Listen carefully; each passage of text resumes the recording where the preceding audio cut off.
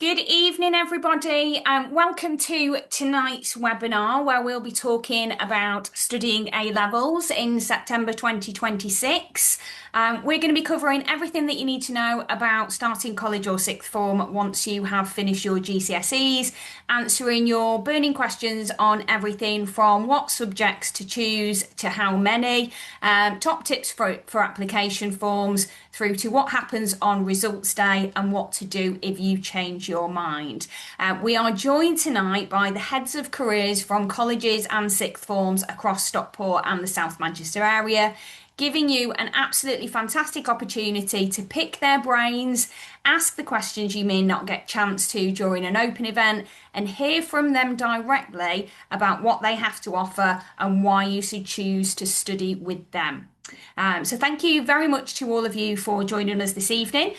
We hope you'll find the next hour a useful introduction to start conversations and spark ideas about what comes next.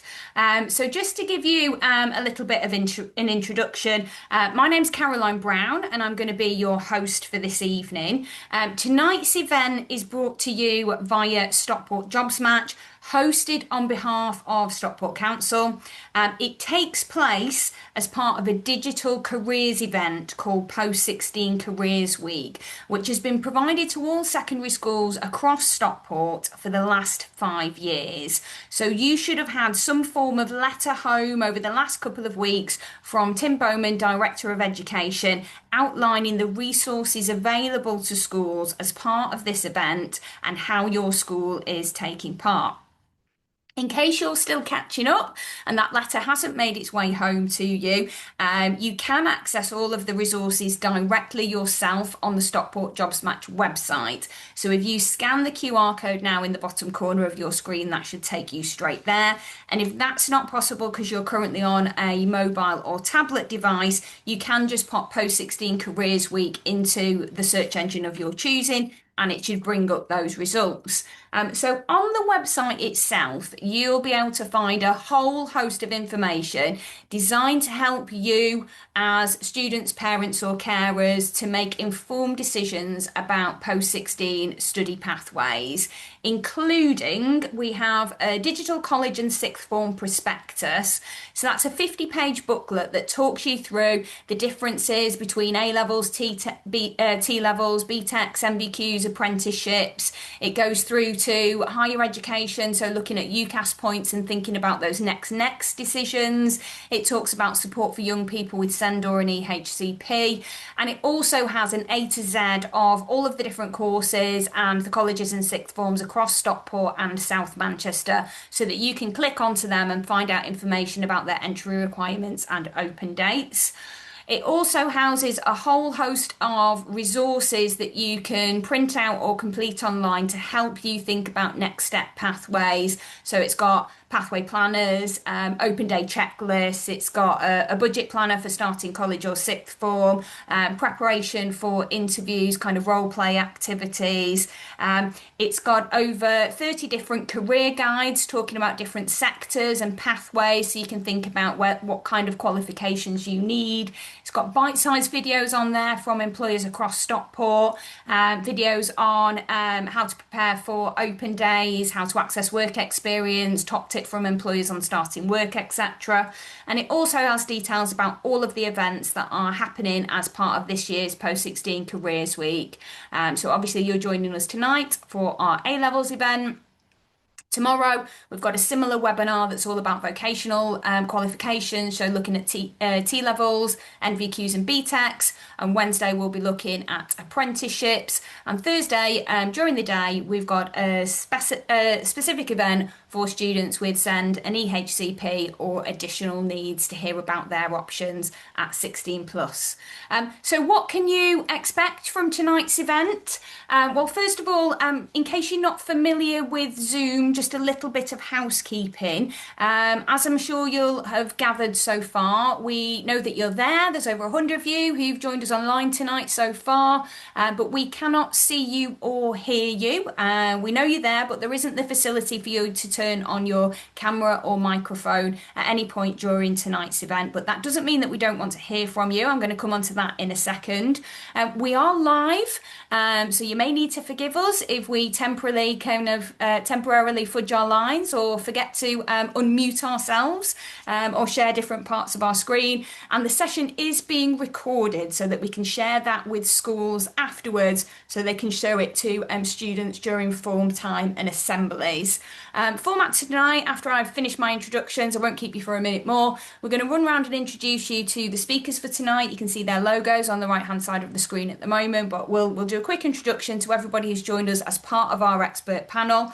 We then have a range of questions that have been submitted in advance by students that we will come to first, which should cover off the vast majority of topics. During the course of the evening, the whole way through, if you hover over the bottom of your screen, you should see a little speech bubble box with a question mark in it that says Q&A.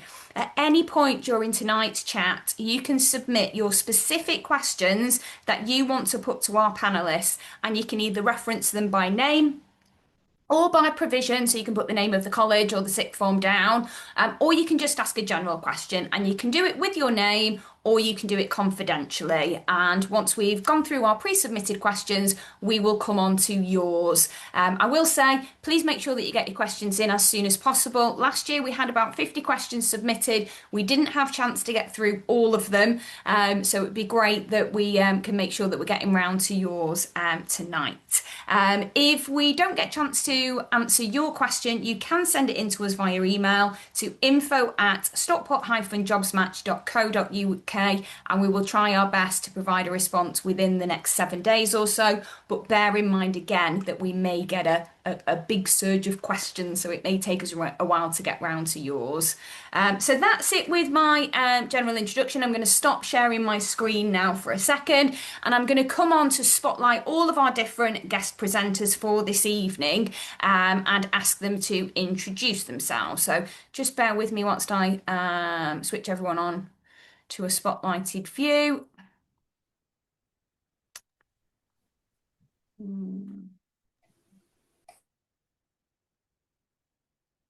There we go. You should be able to see all of us now on screen. So I'm just going to go around in the order that you appear on my screen and ask you to just introduce yourself and tell us a little bit about where you're from. So we're going to go to John first. Hello, thank you very much, Caroline. Good evening, everyone. So, my name is John Morrison. I'm head of careers at Aquinas College. So, we're based in Stockport. Aquinas College, it's for 16 to 18-year-olds who wish to study A levels with some vocational qualifications, such as BTEC courses. So, great to be here. Great, thanks, John. Saqib, you're next. Yeah, my name is Saqib. I'm the assistant principal for academic studies at the Trafford and Stockport College Group. So my role is overseeing mostly A levels and full-time GCSE. We are a 16 plus college. We are based across 5 sites. A levels comes under my remit, but we also have a lot of vocational courses and T levels as well. Great, thanks, Saqib. Danny, you're next. Hi everyone, I'm Danny Price. I'm the Senior Manager at Loreto Sixth Form College. We are a 16 to 19 institution as well, like some of my colleagues here. We offer A-levels, BTEC, CTECs and A-level equivalent courses, and we also offer level 2s as well. And we've also got a Pathways programme for students who may need additional support. Great, thank you very much. Next I've got Alison. Good evening, everyone. My name's Alison Hall. I'm an assistant principal for student engagement at Xaverian College, which is in the centre of Manchester. Like Loreto, we also offer a range of courses in terms of A-levels and a smaller range of applied courses. We also have a level 2 offer. We've been doing the job of educating young people across Greater Manchester for about 160 years. So I hope you're interested to hear a bit more about us tonight. Thank you. Definitely, thank you. And lastly, Helen. Good evening, everybody. I'm Helen Roberts, and I am the Assistant Director of sixth form at Hazel Grove, which is in a school setting, but we offer A-level courses to 16 to 18-year-olds. And my main role at the school at the sixth form rather, is to prepare students for university. So we take you right through really from 16 to your future choices. Hazel Grove is in Stockport, and we're in the third year of our new build. So it's very exciting. Thank you very much. Great, thank you. Thank you so much to all of you for joining us tonight. As I said, we have had a range of kind of pre-submitted questions that cover some of the most obvious kind of topics and talking points that we're going to cover tonight. So I'm going to go around each of our panelists and I'm going to give them a bit of a starter for 10 in terms of our preset questions. And then, as I say, we will come round to addressing some of those in the chat, which I can see are starting to come in already. So I'm going to start with John at Aquinas sixth form, first of all, to talk us through a little bit about that decision-making process. So this is how we all get started with things. We've hit year 11, we've gone back, we know it's GCSE year this year, and we know we need to start getting out to open days, etc. So just talk us through, if you can, how we should approach that decision-making process in terms of thinking about which college and sixth form we should choose and how to make that decision, but also thinking about which subjects we might opt for and how many. It's quite important to ensure that you're looking at all your options, that I would say. And at this stage, you can be applying for as many as you want, and to gather your thoughts, to attend open days. There's a range of different colleges, as you know, this evening, as well as alternative options as well. So it's really important to consider all the options. As a careers person as well, as a advisor, I would say to my students to consider doing careers research little and often each week, talking to people that know you best, and also people that you might know who've gone on to different post-16 options, about their kind of experience and what they've now learned from that sort of experience that they can pass on. So open days, really important. It's also good to know about when applications open as well, so you can kind of work towards certain timelines.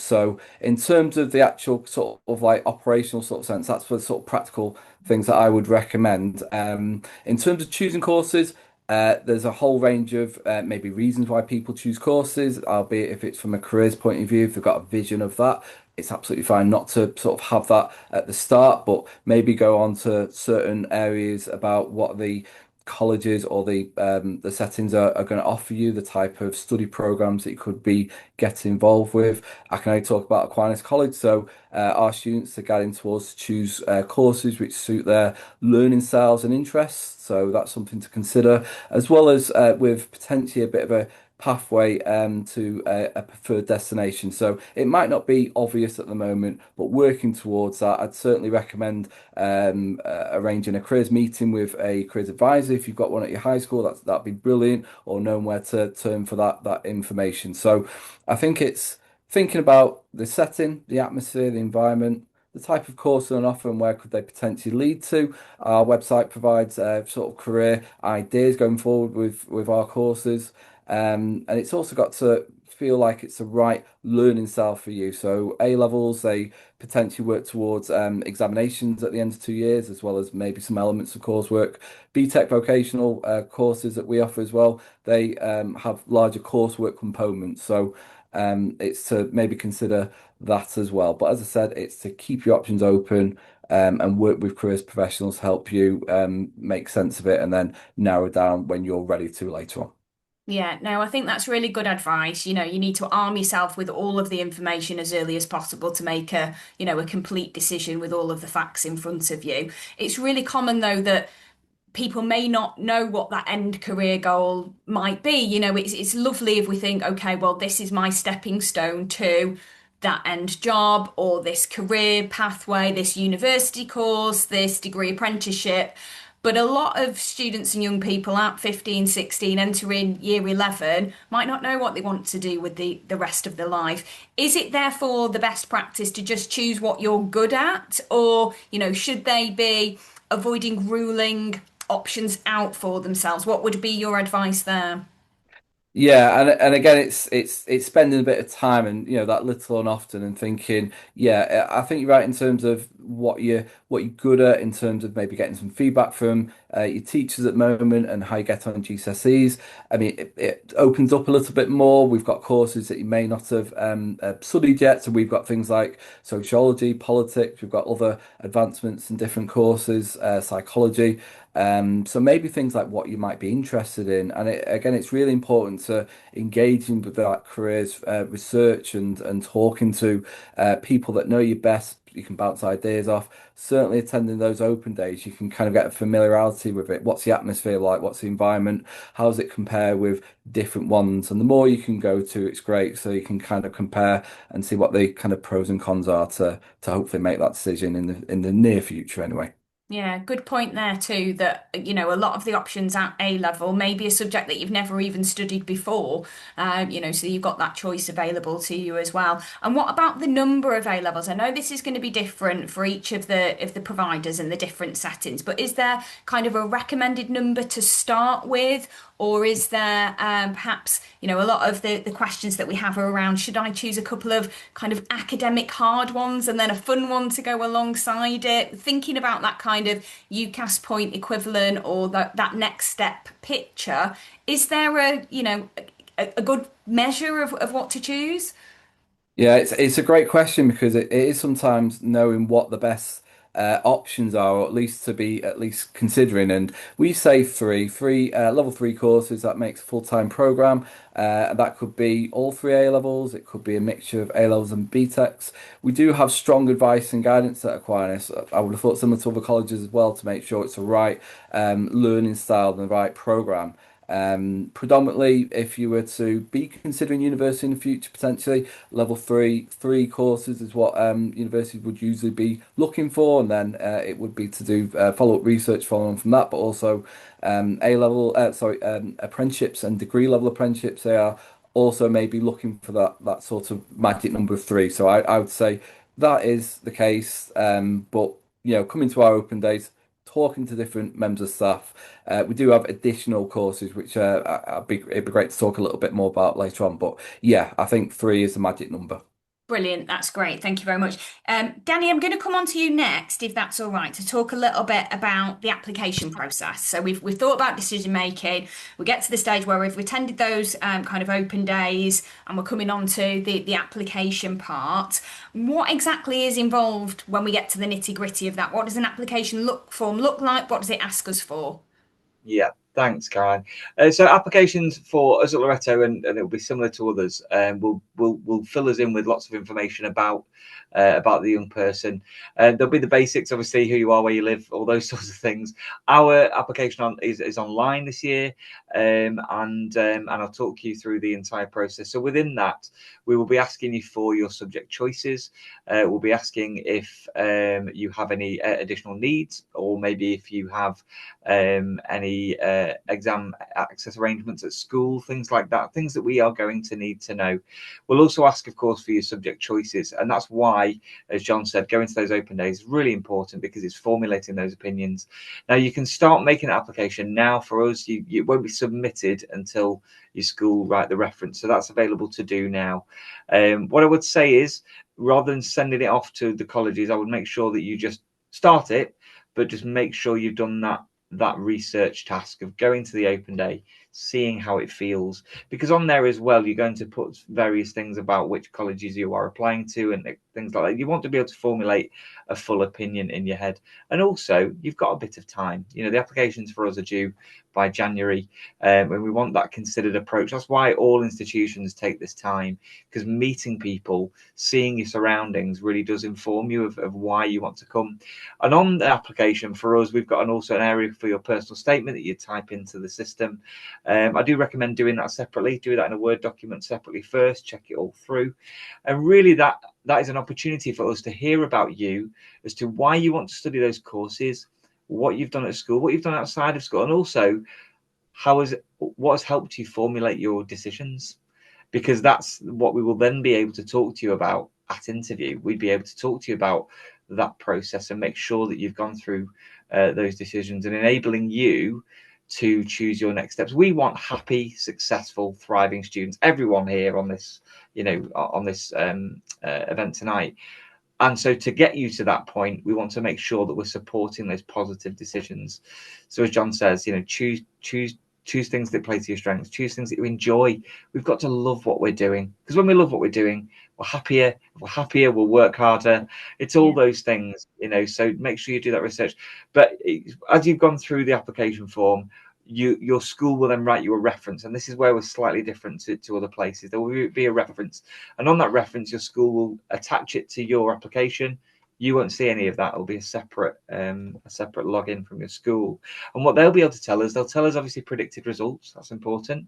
But they'll also be able to talk about your attendance and your punctuality and your behaviour record and those things, because we know that's vitally important as well. Attendance is really key.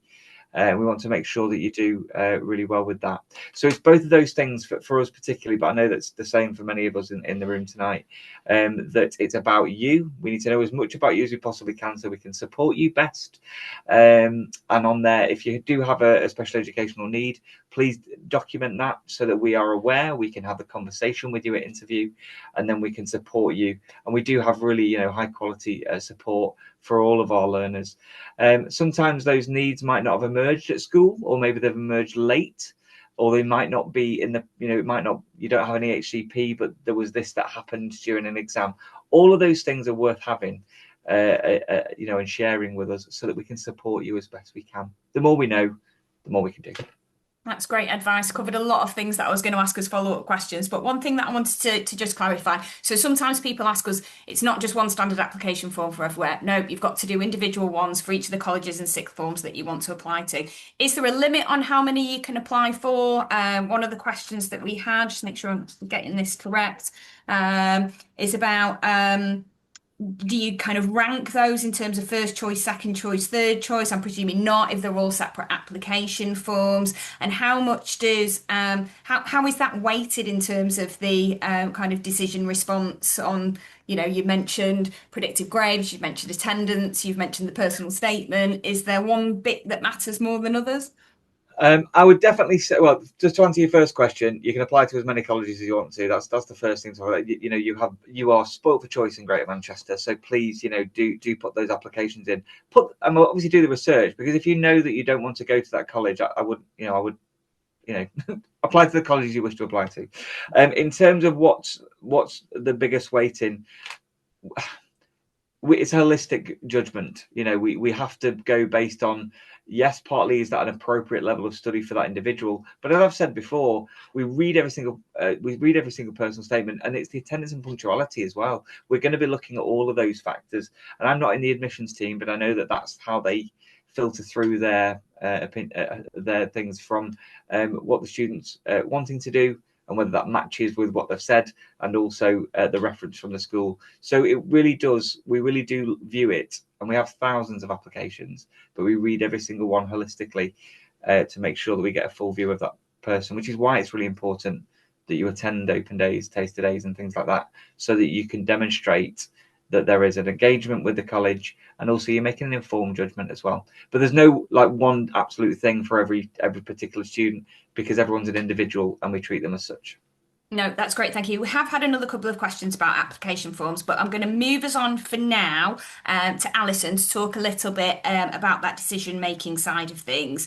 So Danny touched on this a little bit in terms of how those decisions might be made, and I know that will be different in different places, but I wonder if you could just talk us through a little bit about, if the application deadline is January, what then happens after your application has been submitted in terms of kind of communication and timescales, etc.? Okay, so most colleges tend to have an application deadline of either just before Christmas or just after.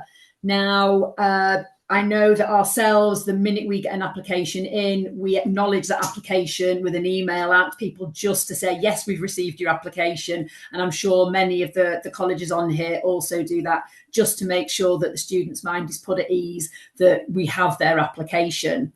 Following that, Danny made reference to it, all those elements that we want to review in terms of an application. So our admissions team will look at the predicted grades, Are those predicted grades applicable for the courses that the student has put down?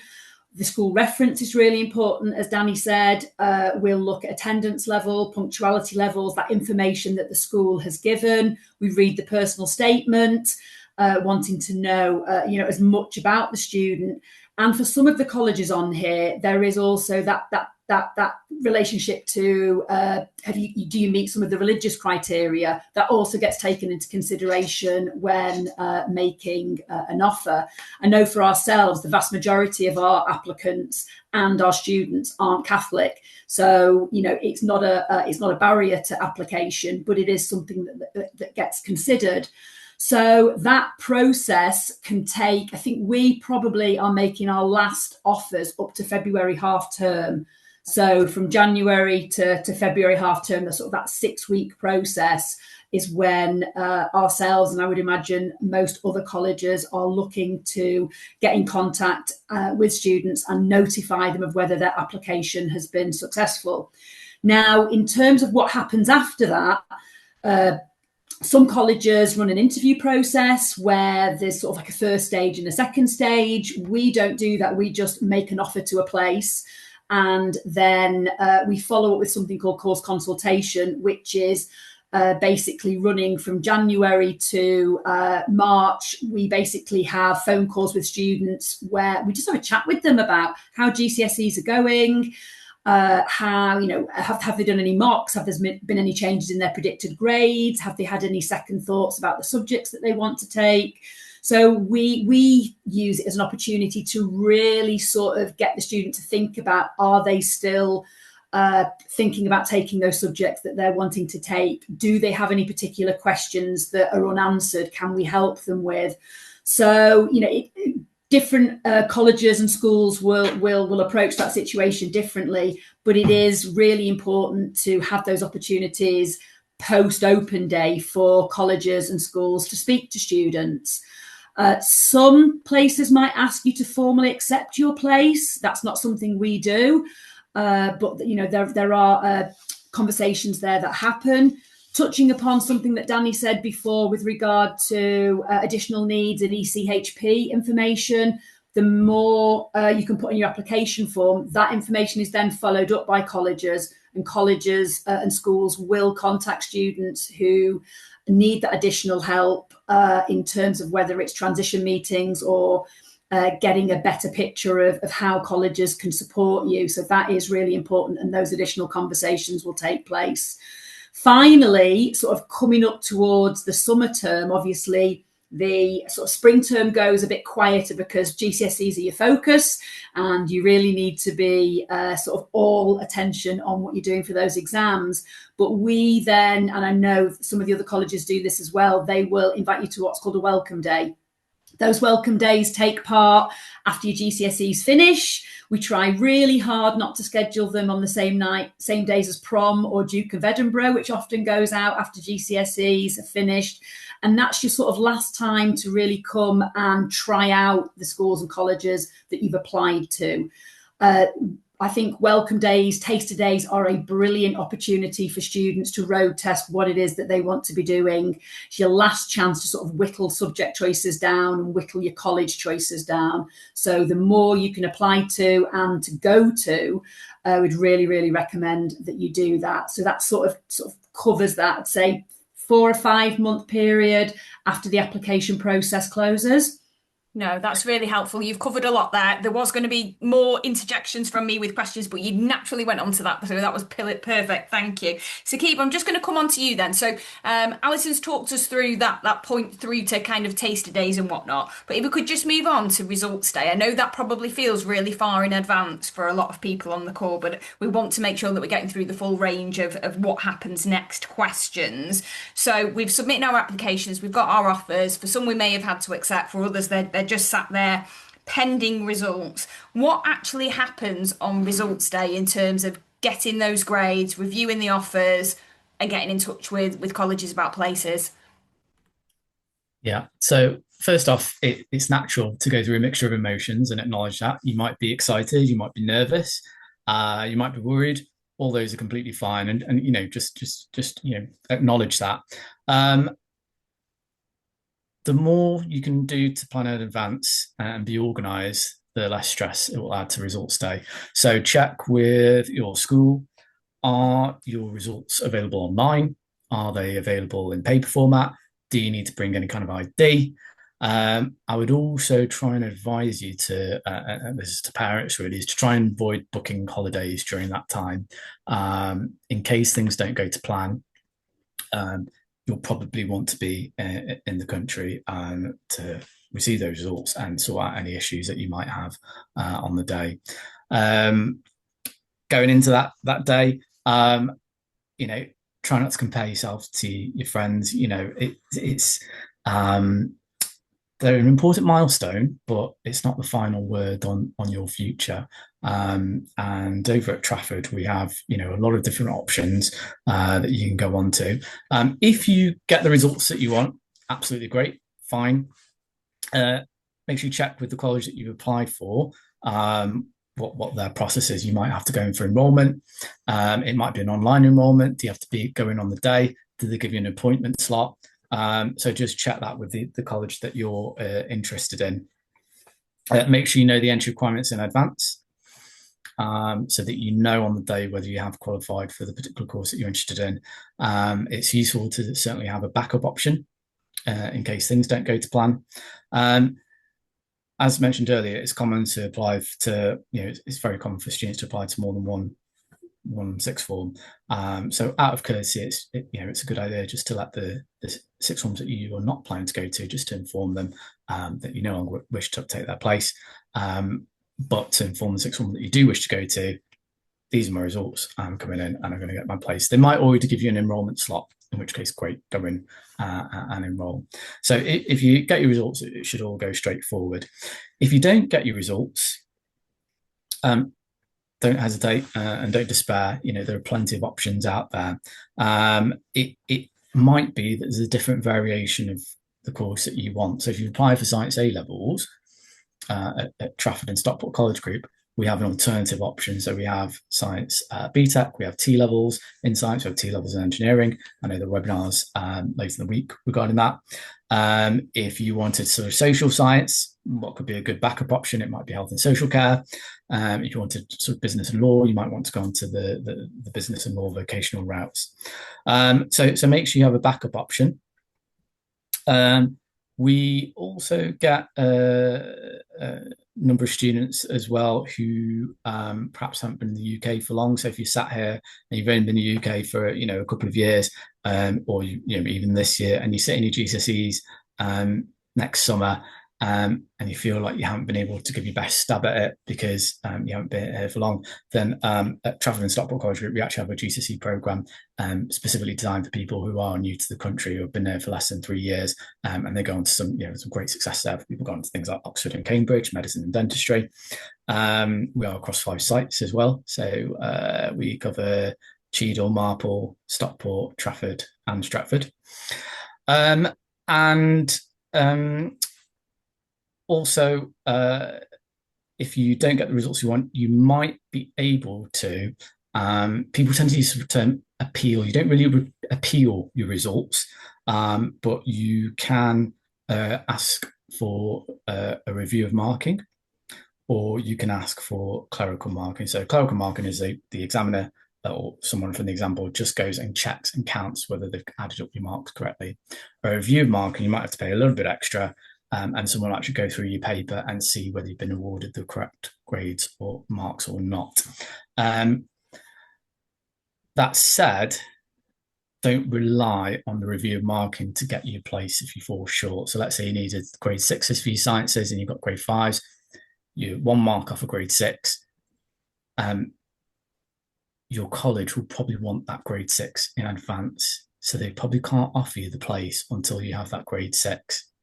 So if you are offered a backup option and you want to go to that college, take it, because some of those vocational courses are very popular. So if you don't take it and you wait for your review of marking and then you don't get the grade 6, you might not get onto the A-level place because that might be full, and you might not get onto the vocational course because that might have been full. So Yeah, that's a really good point, that's to keep. So if that were the instance and you were to narrowly miss out, presuming that you know how many marks you are off that next grade when you get your results, is it worth contacting that first choice that you've narrowly missed out on to ask them if they can still honour a place for you? Or yeah, it's definitely worth a shot. They might give you an alternative.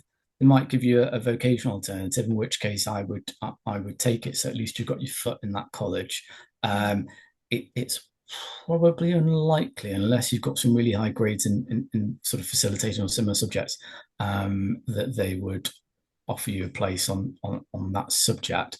But again, that's down to the individual colleges. I know particularly for the science and STEM-based subjects, there's a higher entry requirement for a particular reason. So if you really want to go to that college, don't fret about taking. There's this big stigma that A levels are the only path to university or to success. Actually, people go on to some really good things on vocational and routes. So be open-minded. Those backup options. yeah, there's always options to available. Really good advice there. Helen, I'm going to come on to you next, or last, rather, before we come on to some of our questions in our Q&A chat, just to talk us a little bit about that transition process in terms of starting college. So what does enrolment actually look like once you've accepted a place, and how can students feel prepared for that? Right. Well, enrolment is different in different colleges. So at Hazel Grove, enrolment usually happens on results day. So students come armed with their qualifications in hand and say, right, we're here, we've got the grades we need. Can I apply for, can I set up my courses? And so they have a conversation with a member of staff, somebody like myself will sit down and talk with the students about the grades they got, ensure that the subject choices are correct for the grades that they achieved, and make sure and basically sign them up for sixth form. At bigger institutions, because ours is only a small institution for A-level provision, at bigger institutions, they have whole enrolment days, and they run across a series of days where the students will arrive with their grades and essentially go through the same process. Yeah. Now, obviously, as has already been mentioned this evening, we do have students who narrowly miss out or don't quite get the grades that they need. And then the person who's speaking with them on enrolment, for example, me, I can talk to students about potentially coming to our sixth form but doing different courses, or the idea that they might have to consider a different provision or a different sixth form centre that might be able to take them with the grades that they have achieved. So we try and keep everything really positive, because some students do come and they can be a little upset about what has happened, or they might have overachieved and not expected to get the grades that they did, and that might open different doors for them. So I think the idea is to come, be positive, and be prepared that there might be other options for you.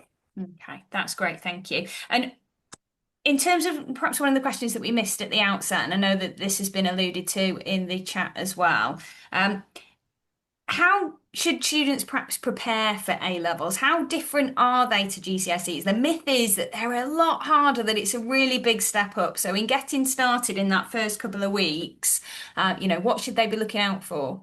Right. Well, again, sixth forms all offer different things. So it's been alluded to taster days, for example. And usually when you go to a taster day, you will be given a pack of information, maybe a booklet of some kind that gives the student ideas about what's going to be studied on the A-level course. So you're going in forewarned and forearmed. We offer students, as part of that pack, different kinds of reading that they can do, different podcasts they can watch, different lectures they could engage with either online or live during the summer holidays, so that they can do a bit of prior, what we call disciplinary reading, before they arrive onto their courses. And that would work even if they didn't come to our centre. That's useful and interesting and broadening horizons sort of work that students can do to get themselves ready. As part of those induction booklets as well, we often offer ideas about things they need to buy to get themselves ready. So things like folders and perhaps texts for certain courses. I teach English literature, so obviously it's quite useful if students perhaps have a read around the books that they're going to be studying with us. And they might need specialist equipment like a scientific calculator, for example, for mathematics and sciences. So that can help students feel like they've got already a bit of a sense of belonging to the sixth form that they're going to attend and help them develop those sorts of skills.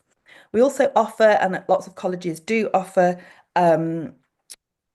taster sessions for offer holders. So once you've received your offer, you often come along to different centres, and this is an opportunity to meet fellow students as well. So you get a sense of who you're going to be with and who might well be your friends for life at your sixth form. And there you'll also get to meet staff. You might have, like at Hazel Grove, we have personal tutors and form groups. So they get to meet those people and they get to meet the admin teams and some of the A-level staff. So they get a real sense of, right, these are the people who I'm going to be spending the next 2 years with. And these people care about me and want me to do well and are going to support me on my A-level journey. If during that first couple of weeks they realise they've made the wrong choice, they're not enjoying it, is there the option then for them to change or to drop a subject, change a subject? Absolutely. Usually right up to sort of, it sounds late, but it can be up to October half term where students realise, ooh, this subject isn't really working for me. I've taken maths and chemistry and this A-level course is too hard for me. I can't do it. And so we can often help students make those alternative course choices. We also do have a bit of movement. Certainly, we've seen this year. We've had a few students come to us from other centres and a couple of students who might choose to go to other centres in the past, not this year, but in the past, in those first couple of weeks, because often students realise, oh, hold on, I don't think this is for me. Yeah. And I think all centres here this evening would agree that that is the case and that we try and help the students best because, as has been said, happy students learn well, and we want to make sure everybody's in the right place at the right time. Brilliant. Thank you so much, Helen. Right, okay. I'm going to try and ramble through now some of these questions that we've had submitted in the chat because there is quite a lot. John, I'm going to come back to you first. Can you talk to us a little bit about the difference between sixth form college and college? Is it in terms of, sorry, Caroline, like The environment and the setting. Yeah, sure. So I guess in a sixth form college, it's predominantly level 3 qualifications. So I guess it's a sort of like continuation with your academic courses. We do have vocational courses as well as other sixth form colleges, but colleges, FE colleges, sorry, Caroline, or I yes, think or... it's more that school setting versus the sixth form sorry, setting and yeah. vocational college setting. Are they massively different? Well, with us, the attendance, for example, at Aquinas is 2,500 students, so the type of environment then increases. We've got facilities which may or may not be available at other schools. So again, going back to it, it's well worth going to those open events because you kind of need to see it for yourself. Going to the taster days to sort of experience it, the differences between not just a school sixth form, but also different colleges as well. So it depends, I guess, on your working, your life, your learning style and your preference. What are the sort of maybe creature comforts you might like in different settings? Yeah. Yeah, so we've had lots of questions around that, about whether it's better to go to a sixth form or better to go to a college. I think the answer there is it depends on you and go and have a look and see where fits you best, which is great. We've had a couple of questions around that kind of application process. Sakib, I'll ask this one to you. Do students need a valid passport for their application if they're kind of worried about one expiring imminently? Do they need to submit that with their application form? No, they don't. Not at the Trafford and Stockport College Group. We just require something with your results on. That can be electronic, or it can be a paper copy, and then something to prove that that is you. So it could be, can be a bank card, it could be a passport, it can be a birth certificate. Just as long as it's got something that's got your name on it, then that's acceptable for us. Everything will come through eventually anyway through a PLR database. So everything that you kind of all the results and everything will show up for us anyway, and your school history, all that. Perfect, thank you. Alison, somebody has asked about what you look for in that. I think it's referring to the personal statement, or we've had a few questions around, how much weighting goes towards extracurricular activities and what else is considered beyond that grading. So have you got any advice for people on that front? So really, for us, we're looking to see sort of why you want to study the courses that you want to study. What is it about those subjects that will excite you to get out of bed for the next 2 years and come and do the best that you can do? Secondly, do you have any career aspirations? As we touched upon earlier, that not everybody does know at this age what they might want to do after A levels. But if you do have some inkling, then sort of discuss sort of how those courses might get you to that point. We're always interested in what students do outside of school. That could be, you could be a young carer, you could be part of the guiding movement, you could be part of an orchestra, you might work part-time at a local shop. There's loads of different things that students do that we're interested to learn about. So it's not the most important part of the application, because essentially for all of us, your predicted grades and the grades you arrive with are the most important, because that is what will guarantee you access to the courses that you choose. But we do, Danny mentioned it earlier on, we do sit and read all the personal statements, and certainly in the run-up to course consultation, my colleagues get a pack of personal statements when they make contact with students, and they really enjoy reading them and sort of discussing some of the things that have been raised in those personal statements. So they do matter. And it's also brilliant practice for when you go to write your personal statement for university applications, or if you are going to write a CV and a personal letter for a job. And it's getting used to sort of selling yourself and telling the world about you and why you should be given an opportunity. So it's really worth taking the time to do it well. Yeah, no problem. Danny, just on that, common question is about the use of AI. How much are students allowed to use that within their application forms, and will you know?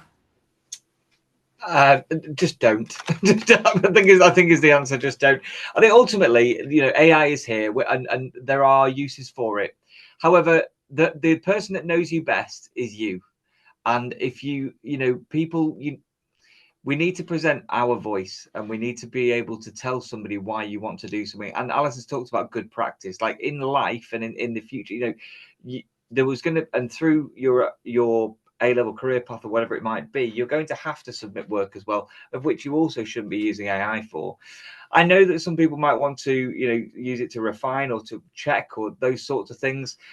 The jury's out on that. But ultimately, I love reading personal statements from students. I love hearing students' voices, and I'm sure Helen, being an English teacher, will be the same with this, that it's about the person's voice and hearing them. We don't want to hear a computer or an automaton.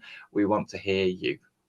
Great, thanks, Danny. Helen, a couple that I'm going to bundle in together for you. So, do early entry subjects that we already have a definite grade for make a difference on application? And someone else has also asked about predicted grades, which we did mention. Do students get to know what they are when they go into applications? Yes, so early entry qualification. So, for example, lots of students do their modern foreign languages exams early. That just goes on to your application. And that's quite a nice way for colleges to see what students have been able to do under pressure in exam situations. So that's useful for us to know that. And it gives us an idea as to what they might then do 2 years down the line in year 11. Equaling how well they might perform. Equally, if students haven't done as well in any early entry qualification, that's a good time for us at interview to have a conversation with the student and perhaps get a little bit of information as to why that might have been. And that could be any reason. It might be that they weren't well that day, or it could be that they've had some emerging SEND requirements that, again, that's really useful information for us, and it should not be limiting in that sense.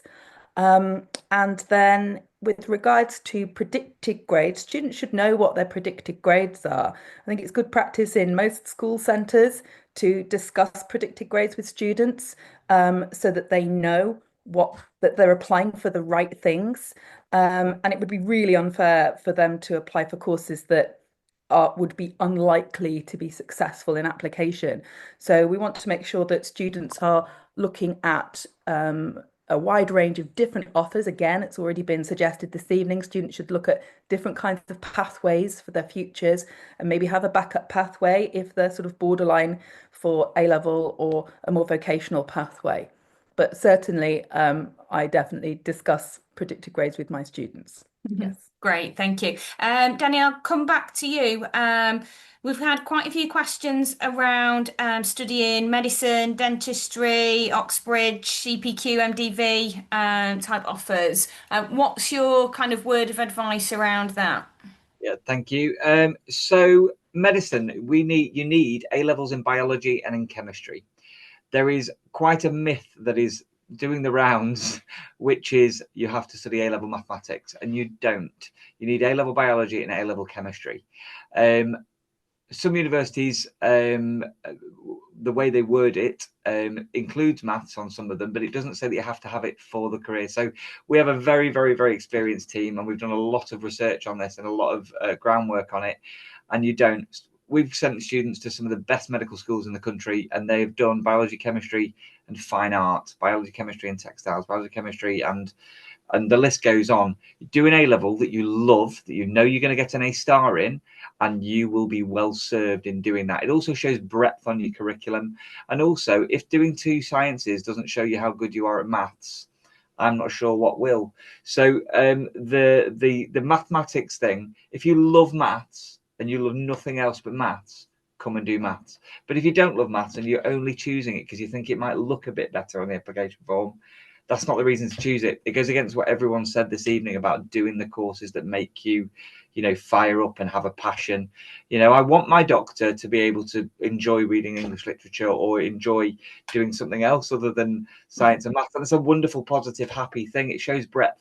The other thing that you could do as well is you could come and do the EPQ with us as well. And that's like half an A level where you can do that. And if you wanted to show a little bit more mathematical reasoning, then you could do it through that. And whenever I've said this in a presentation, I have students come up to me and ask me, is that true? And I had it today, actually, and I said to the student, it's definitely true. So please, I implore you all, do what you love. If you've got a passion for something, do it. The other thing about MDV courses is that when you're doing those things, the universities will look back to your GCSE grades. We know that about University of Manchester. They will look back at your GCSE grades and ensure that you've got a very, very strong profile as well. Yeah. So do what you love. That's great. Thank you so much. Right, we're getting towards the end. There are still a few open questions, so if we can ask our panelists to type away any answers to those to make sure that we've covered everybody off. But what I want to do is make sure that I come around each of you and just give you the opportunity. We've had a lot of questions about when is your open day. So if you could just kind of finish off, I'll give you kind of 60 seconds each to do kind of a final little pitch about why students should come in and study with you, what you offer, and when your open day is. So John, I'll come to you first. I'll set my timer.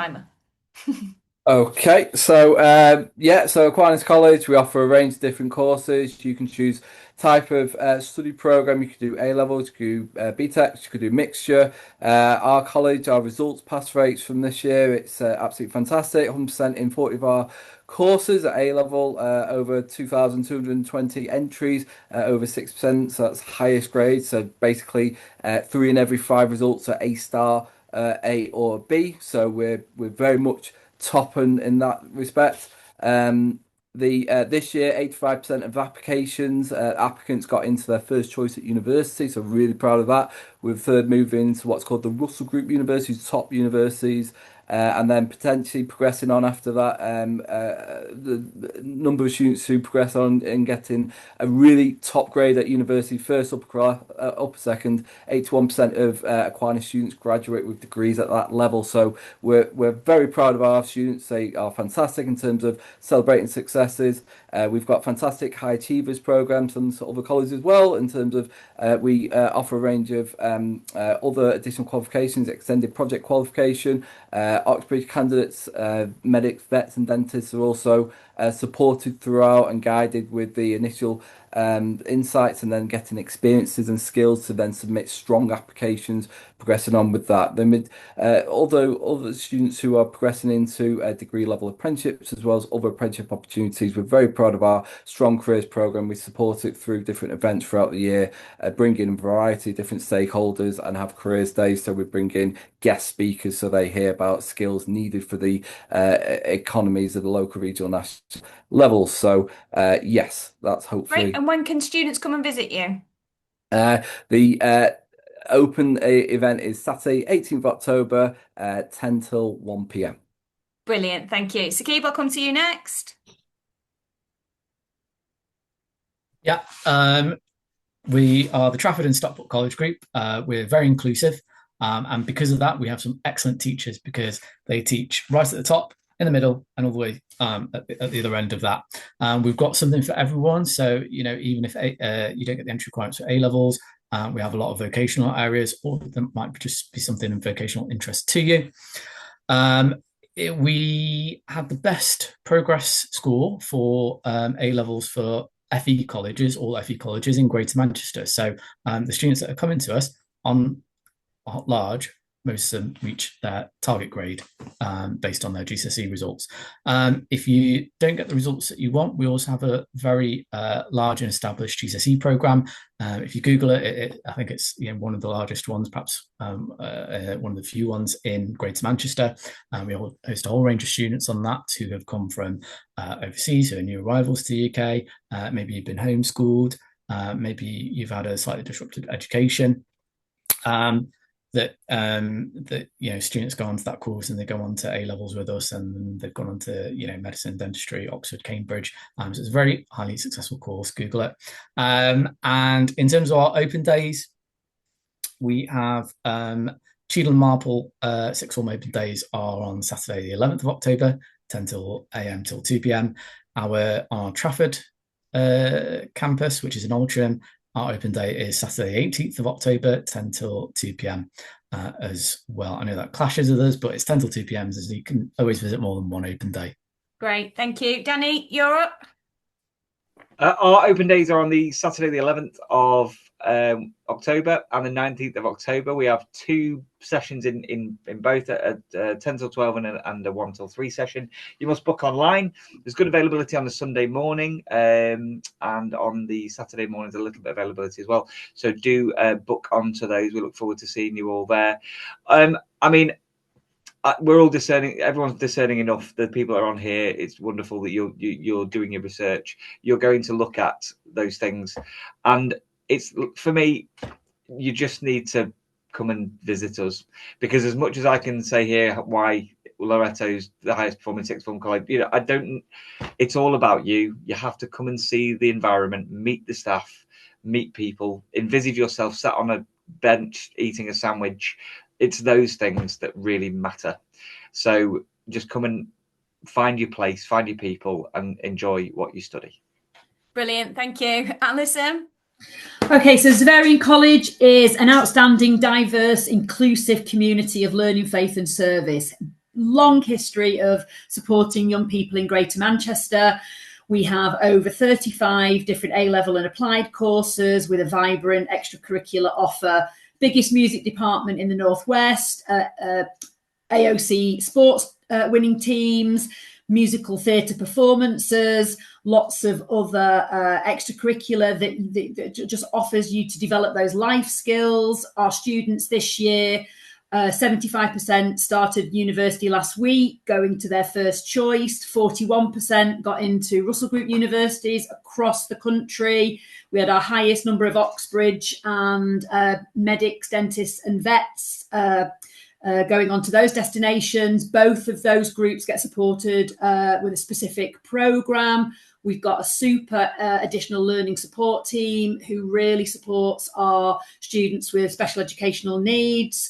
Our open days are also Saturday the 11th and Sunday the 19th. Quite a lot of people will flip between ourselves and Loreto on the same day, or maybe one day, one on the other. You can book onto those open days on our website, so xaverian.ac.uk, And I just say, just come and see us. Again, we're a little green educational oasis nestled in Victoria Park, just off Curry Mile.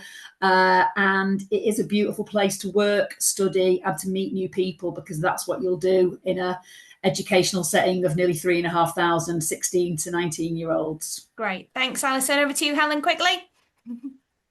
Okay, so Hazel Grove Sixth Form is a small kind of bespoke sixth form. We only have 100 places, so we're very, very different to the bigger colleges who are here this evening.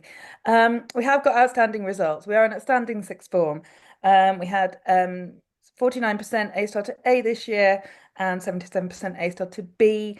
66% of our students got to Russell Group universities, their first choices, but it's not just about that. It's also about making sure that our students go to the right place for them. And that might not be a Russell Group university. They might be looking for a very, very different kind of course. And so our goal is to make sure that our students get to the place that they want to go to. All of our medics placed at university, and we had a student go to Oxbridge for a small centre. So we're really, really pleased this year. We offer bespoke programmes to support students with medic, vet and dentistry courses. And with Oxbridge, we offer a wide range of electives that support their supercurricular interests and their extracurricular interests. So that again is quite a vibrant place to be in our small sixth form. A lot of students worry that, oh, well, isn't it all just for students who go to Hazel Grove high school? And it isn't at all. We have a really wide range of students from across the local area, as far as Chapel on the Frith, as close as Bramall to where we are in Stockport. So the sixth form is very much a place for anybody who wants to come there, and all the students who do come from elsewhere all will tell you at open evening rather, how easy it was to settle in. And I think that's a really important message for us as a smaller centre amidst the bigger colleges. Our open evening is on Wednesday, the 5th of November, and it runs between 6 and 8:45 in the evening. But you're welcome to drop in at any time if you wish to come and see us. So brilliant. Thank you so much. So that just leaves me to wrap up. We are a minute over, so apologies to everybody online, but thank you for sticking with us. I really hope that you found this evening useful. It is a really unique opportunity to ask your questions direct to the colleges and sixth forms themselves. So a huge thank you to all of our panelists for giving up their evening to share their insights and expertise with you tonight. Thank you for sticking with us. Just a quick reminder that I'll be back tomorrow night to talk about T-levels, BTECs and MBQs, and on Wednesday night to talk about apprenticeships at 16 and 18, and on Thursday to talk specifically to students, parents and carers with SEND and EHCP or additional support needs about transitioning to their next steps after GCSEs. Thanks very much for joining us, and head over to our website for more information, stockport-jobsmatch.co.uk/post-16 careers week. Thanks again. Good night, everyone.